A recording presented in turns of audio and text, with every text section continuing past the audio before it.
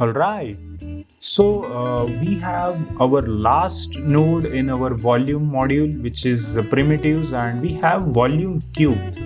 And this is very interesting node actually. So if I just directly link it in geometry, you will see we have a volume cube. As its name says, it is just a volume cube. And we have option of density, then background, then min, max. So this mean is x, y, and z. Option x, y, z, right? Then we have max, which is x, y, and z. Then we have resolution for x, y, z individually, which is really, handy option if you want.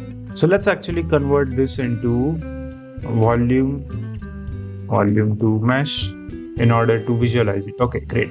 So let's just first decrease the resolution. So you can see we are decreasing the resolution. It is acting like it. Let's take it at 4. So it is actually changing the resolution.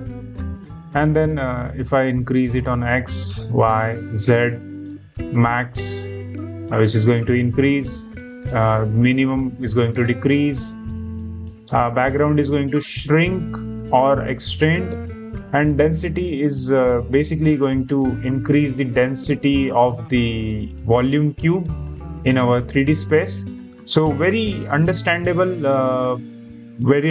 node. So volume cube does that, and that's it. Thanks for watching. Like and share this video and subscribe to channel so you don't miss the next part.